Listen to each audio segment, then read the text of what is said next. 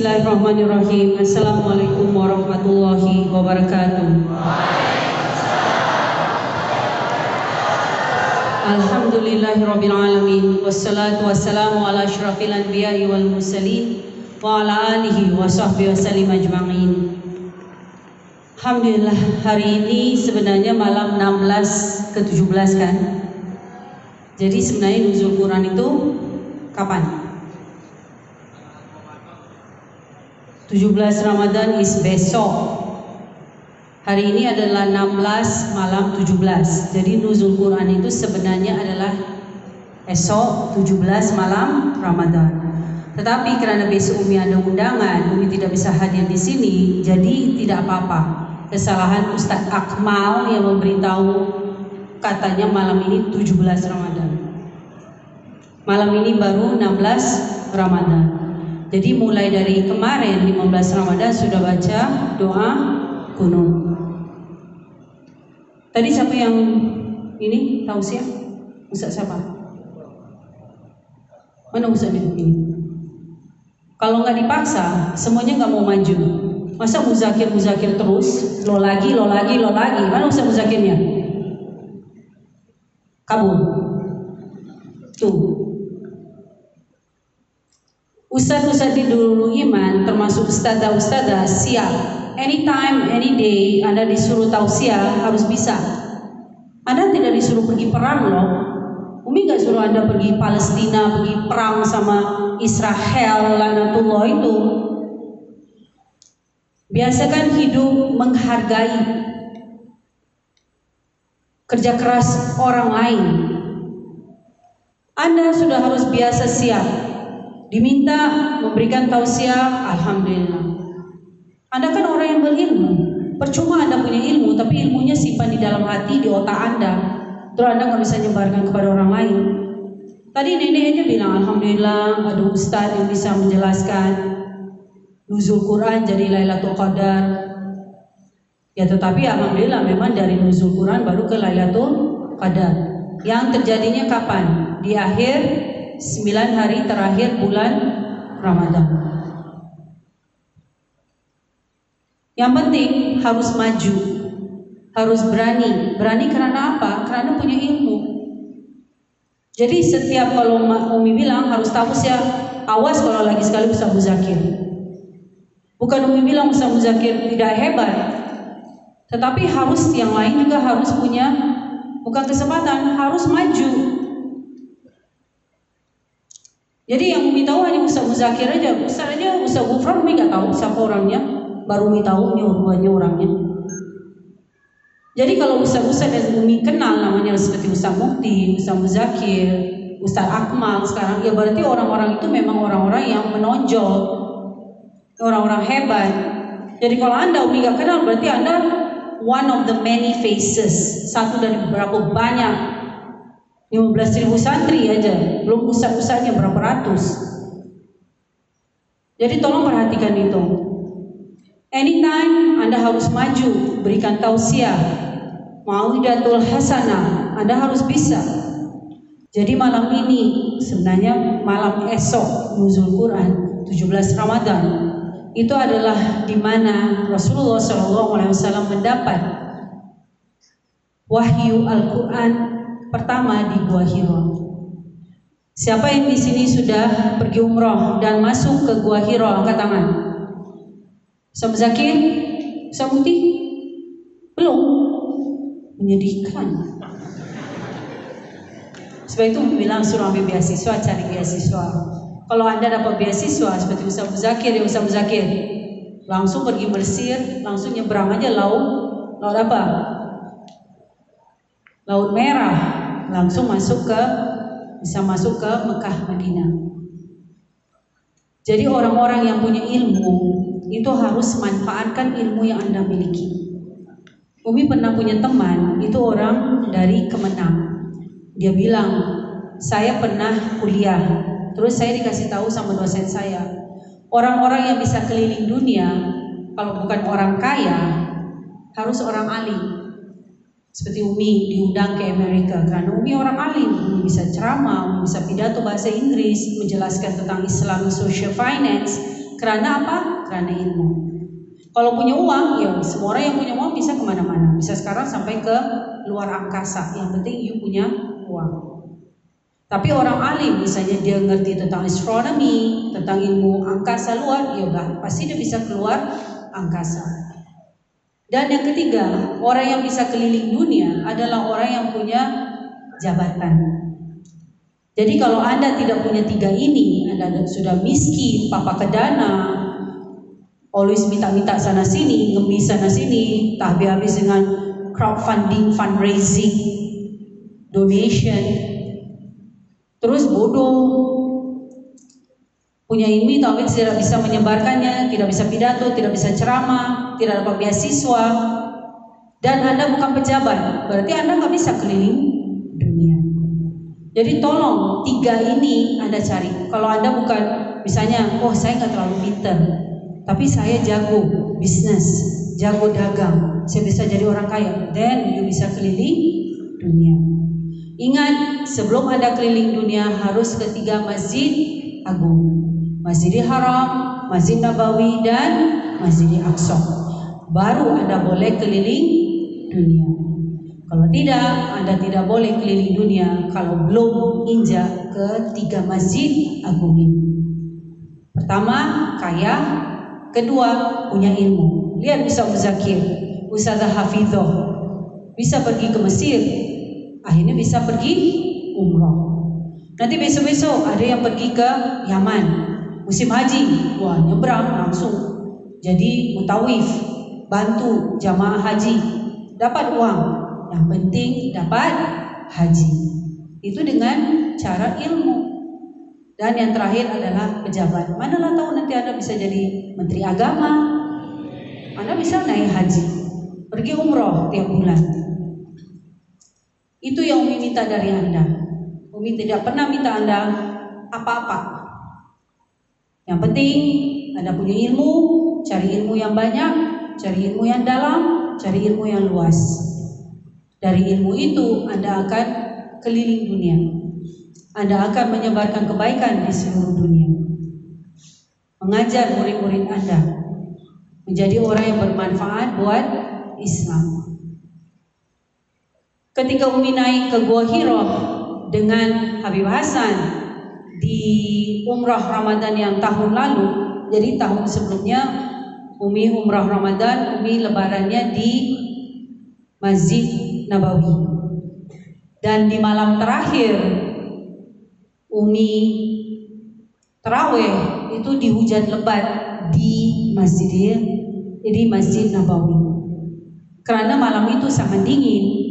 Umi sudah biasa kalau pergi umrah Ramadan, Umi itu akan iktikaf di masjid dari sholat asar, maghrib, isya sampai subuh. Itu tidak ke toilet, tidak tidur, paling ngaji, bangun, sholat, ngaji lagi, kalau ngantuk bangun, sholat. Sholat tarawihnya 20 rakaat dari jam 9 sampai jam 12 malam. Jadi ini tuh nothing, ini gak ada apa-apanya.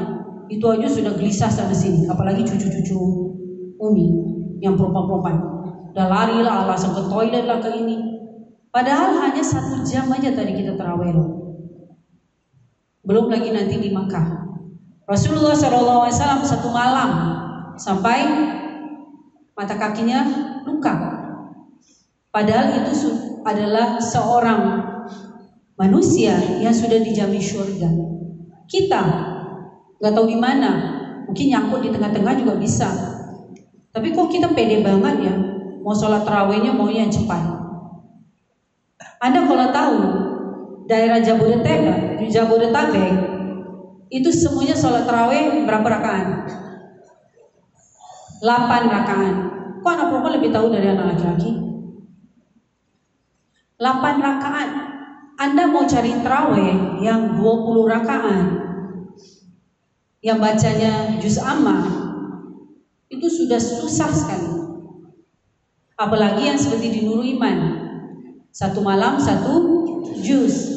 Jadi Anda gak perlu lagi murotal, baca Al-Quran, Karena Anda sudah mendengarkan dan membaca Al-Quran satu malam, satu juz di dalam tarawihnya. Tadi Ustaz Gufran bilang bagaimana pahalanya. Umi kalau tidak sholat tarawih di Nurul Iman, Umi ada undangan. Terus Umi kalau udah ada undangan, Umi pasti mau cari sholat tarawih yang 20 rakaat. Itu tidak ada, sudah langka. Semua orang maunya cepat.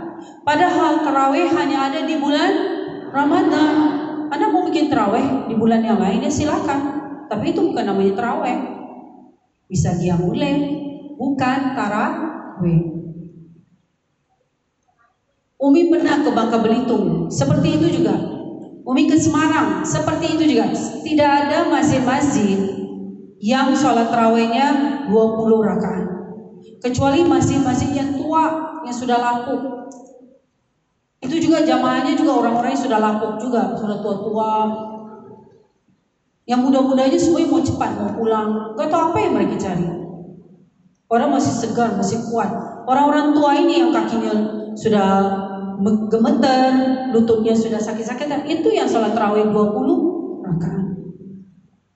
Sebab itu Anda di sini, apalagi Anda yang di Pengabdian 2, ini adalah tahun terakhir Anda tarawih di sini. Coba aja nanti ketika Anda keluar, bisa cari nggak masjid yang sholat tarawihnya 20 rakaat, setiap malamnya 1 juz Al-Quran. Sudah tidak ada. Imamnya juga sudah malas juga. Saya mau sholat tarawih 1 juz setiap malam. Tidak ada jamaahnya. Paling dia dengan khatibnya aja berdua. Yang lain semua sudah kabur. 11 rakaat langsung menghilang. Umi sholat tarawih di Masjid Pondok Indah. Itu 8 rakaat langsung ada terbagi saf. Umi kan pernah sholat karena Umi ada acara, terus Umi bilang mampir aja sholat di Masjid Pondok Indah. Jadi 8 rakaat itu semua orang pada kumpul ke depan, maju ke depan. Langsung selesai 8 rakaat mereka sholat witir 3 rakaat. Jamaah yang mau lanjut untuk selesaikan 20 rakaat tarawih itu tinggal satu saf aja, mereka tunggu. Jamaah yang 99% itu semuanya 8 rakaat. Mereka tuh nggak tahu ya, umur mereka itu bisa ketemu nggak Ramadan itu tahun depan. Kok pede banget ya? Kok dunia itu yang mereka cari? Saya harus tidur, nanti mau bangun sahur, besok saya harus kerja. 1 bulan aja Anda seperti ini, Anda ibadah, Anda fokus, Anda nikmati. Kok berat amat sih? Apalagi Anda yang masih muda. Di sini nggak ada yang encok kan? Nggak ada yang seperti buyut nenek ini. Nenek di sini bisa 20 rakaat 1 juz. Nggak ada bergerak-bergerak. Nggak ada alasan mau ke toilet lah, batal lah, terkentut lah. Anda tahu kalau Anda kentut di dalam masjid, Anda dosa. Berarti Anda tidak punya akhlak sama Allah. Ini rumahnya Allah. Anda berani kentut di dalam masjid. Kalau mau kentut keluar sana, jauh-jauh. Biar dikatin jin sana gelap-gelap. Anda harus selesaikan setiap malam 1 juz. Dan perbandingan anak putri dengan anak putra, yang lebih fasih hafalannya adalah anak putri. Tepuk tangan. Anak putra masih nyangkut-nyangkut hafalannya, diulang lagi, ulang lagi. Kalau Umi di belakangnya, Umi tendang aja dia. Alhamdulillah Umi gak di belakangnya imam. Sampai nenek aja ibunya Umi kaget. Wah, ternyata you garang ya. Maksudnya Umi galak juga. Ya of course dong. Tujuan Anda di sini adalah beribadah. Tujuan Anda di Nurul Iman adalah mencari ilmu. Ilmu yang akan bermanfaat buat Anda selamat dari dunia sampai syurga Jannatul Firdaus. Bukan untuk makan tidur aja. Umi tidak ikhlas, tidak ridho kalau Anda hanya tinggal di Nurul Iman hanya untuk makan dan tidur. Anda harus mencari ilmu sebanyak-banyaknya, seluas-luasnya. Kemarin kita diundang oleh Yayasan Muda Suci. Kita perform seperti biasa, isyarat tangan. Alhamdulillah, anak laki-laki yang perform. Padahal mereka minta anak laki dan anak perempuan. Tapi Umi tidak suka. Nanti ngobrol, sok-sokan, tanya ini, tanya itu, campur aduk. Pas makannya kan di kantinnya di bawah. Alhamdulillah semuanya anak laki-laki. Jadi kalau ada acara laki-laki semua atau perempuan semua. Kalau enggak ya take it or leave it, mau atau tidak terserah yang undang. Dan acara itu sangat bagus. Jadi mereka menunjukkan bagaimana mereka perform satu keluarga di tempat putri dan di tempat putra. Dan itu anak-anak yang di dalam video itu semuanya sekarang sudah jadi bapak-bapak dan ibu-ibu. Semuanya sudah menikah dan sudah tua. Termasuk salah satunya adalah Ahmad Numbu. Jadi Anda tolong hari-hari terakhir Anda pengabdian 2 di Pesantren Al-Asriyah Nurul Iman manfaatkan dengan baik. Kalau belum selesai hafalan Anda, perhatikan, diukarir terus. Setelah Anda keluar dari Nurul Iman, Anda sudah tidak ada waktu lagi untuk seperti sekarang ini. Anda akan dikejar-kejar dunia, harus bayar kontrakan, harus bayar makan, harus bayar listrik, harus bayar cicilan motor, harus bayar bensin, belum anak sakit. Disinilah waktunya Anda benar-benar mengumpulkan amalan ibadah Anda untuk yang terbaik buat Allah Subhanahu wa Ta'ala. Insyaallah kita akan selamat, sukses sampai syurga Jannatul Firdaus, dilindungi dari segala malapetaka, bala bencana, hasad, iri, dengki. Insyaallah kita, anak cucu turunan kita sampai syurga Jannatul Firdaus diberikan hidayah, petunjuk jalan Shiratal Mustaqim, mendapatkan rezeki yang halalan, thayyiban wal barakah yang digunakan hanya untuk beriman, beribadah dan bertakwa, menjadi pemimpin fatona amanah sidik untuk tabligh, memiliki akhlak yang mulia seperti Rasulullah SAW, hayin lain garib wasahab. Insyaallah kita akan ketemu lagi, nggak tahu kapan karena Umi masih banyak undangan-undangan. Tetapi tetap istiqomah karena sebentar lagi kita akan menghadapi Lailatul Qadar. Mestinya malam ini Umi berangkat untuk umrah Ramadan bersama Habib Hasan seperti 2 tahun yang lalu, tetapi karena ibunya Umi sedang sakit, jadi Umi pikir lebih baik Umi mengutamakan orang tua Umi. Anda juga seperti itu, yang masih ada orang tua, selesai dari sini, anak perempuan Anda cepat menikah, anak laki-laki ambil orang tua Anda, karena tanggung jawab mengurus orang tua adalah di tangan anak laki-laki. Kenapa Umi tidak jadi berangkat umroh? Jadi kemarin Umi sedang diskusi dengan teman-teman Umi karena kami punya cita-cita mau buka pesantren Al-Asriyah Nurul Iman di Perth, Australia. Jadi ada orang kaya Australia punya lahan. Insyaallah kita bangun gedung, mereka yang bangun, nanti manajemen dari pesantren Al-Asriyah Nurul Iman. Jadi ustaz-ustazah yang fasih bahasa Arab, fasih bahasa Inggris bisa mengajar di sana. Lumayan kan, bisa punya anak cucu turunan orang Australia. Jadi Umi sedang ngobrol dengan teman-teman Umi dengan diskusi bagaimana mau membangun pesantren Al-Asriyah Nurul Iman di Perth, Australia. Tiba-tiba khotib Jumat, jadi rumahnya itu berhadapan dengan Masjid Brawijaya, masjid di tempat orang-orang kaya. Jadi di situ orang-orang kaya yang rumahnya 100 miliar. Jadi rumah 10 miliar tuh nggak ada di situ. Rata-rata di atas 100 miliar dan rata-rata 100 miliar karena pajaknya super mahal. Jadi ketika ngobrol tiba-tiba suaranya khatib ini tiba-tiba keras sendiri, dan khatib ini satu ayat aja yang dia bicarakan. Percuma kamu berangkat umroh, kamu dapat Lailatul Qadar, tapi kamu meninggalkan orang tua kamu. Jadi Anda harus ingat itu. Walau bagaimana Anda hebat, orang tua itu adalah yang nomor satu. Anda tidak bisa jadi orang hebat tanpa orang tua Anda. Anda tahu kisahnya Uwais, bagaimana dia kepingin, kangen, rindu dengan Rasulullah SAW. Minta izin dengan ibunya yang lumpuh untuk beliau bisa silaturahmi kepada Rasulullah SAW. Beliau tinggalnya di Yaman. Yaman, Saudi itu sebelah-sebelahan. Tetapi di zaman dulu beliau harus naik unta. Perjalanan bisa lebih 6 bulan. Ibunya bilang, gak apa-apa, pergi ketemu Rasulullah SAW. Sudah perjalanan 6 bulan naik unta, meninggalkan ibunya yang tua untuk ketemu Rasulullah SAW. Sampai di rumahnya Rasulullah SAW sedang tidak ada.